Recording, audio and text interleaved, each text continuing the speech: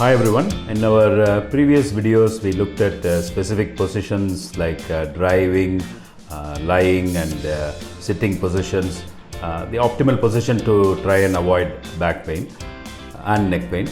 There are also genetic factors which can cause neck and back pain. You should discuss with your doctor regarding those problems. Today we are specifically going to look at simple lifestyle changes one can do to try and avoid neck and back pain.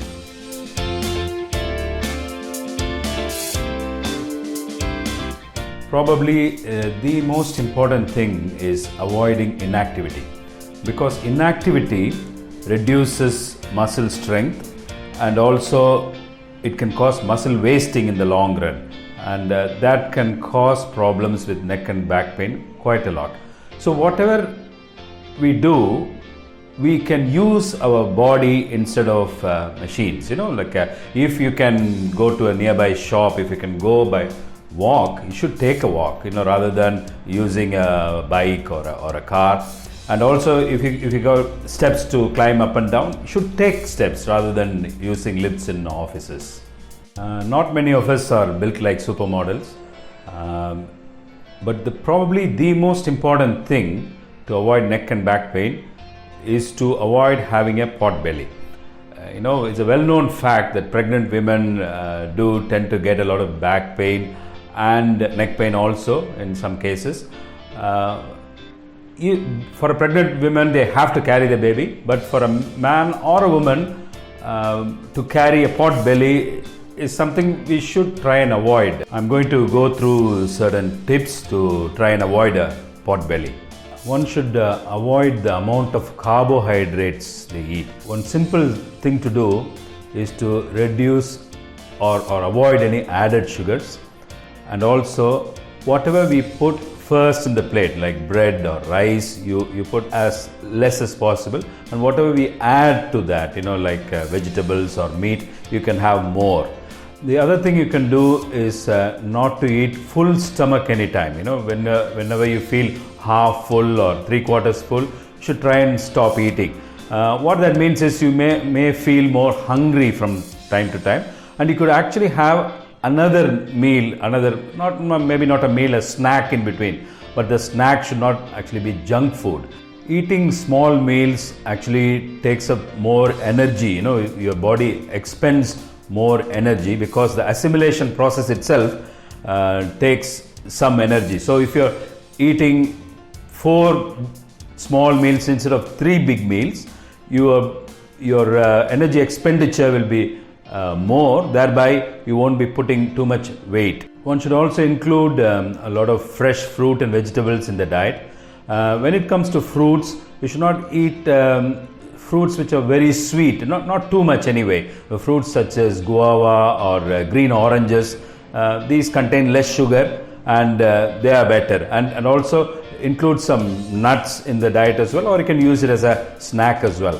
There is one more thing which can cause a pot belly or contribute to a pot belly is constipation. So if you do have some issues with constipation, you should consult a relevant doctor to try and get that resolved as well. Smoking is another very important factor. Smoking, there are many side effects and bad effects of smoking, but regarding back pain and neck pain, the back and neck muscles have predominantly what are called redox fibers. These muscles require a lot of oxygen because they're working all the time basically. So the smoke, which contains carbon monoxide, reduces the oxygen availability for these muscles. So thereby these muscles get weaker and get tired more easily.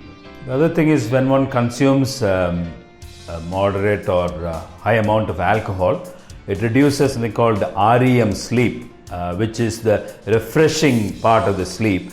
And because of that, when you wake up the next day, muscles get more tired than usual, and that in turn causes weakness of the muscles. So it's very important to avoid smoking and drinking alcohol, or at least try and reduce it as much as possible. The more you reduce it, the more benefit you're going to get. The other important factor is we should all do some form of exercise. Our bodies are meant to be active. If you don't do any exercise at all, your muscles are going to get weaker and going to give problems in future. We are going to do some more videos explaining the exercises. There are 3 types of exercises. One is stretching, the other one is mobility, and the other one is strengthening exercises. So we will be showing those in our following videos. And one other important factor is vitamin D, which we get free from sun. So if we do exercises only indoors, our bodies get confused, because we are diurnal animals as opposed to nocturnal animals. Our systems are based on sun exposure. The more sun exposure we have, the stronger bones and muscles we are going to get. So we should do the exercises in a bit of sunlight.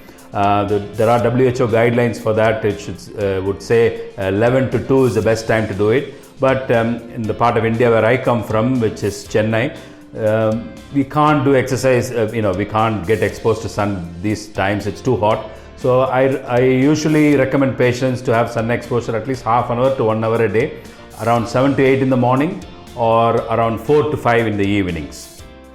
So to recap, one should avoid inactivity, reduce abdominal girth as much as possible, should eat a balanced diet, avoid smoking and alcohol as much as possible, and regular exercise is very important as well. If you like this video, please do like, share and subscribe, and send in your valuable comments as well. And if you'd like an online or personal appointment with me, the details are in the description box below. Thank you.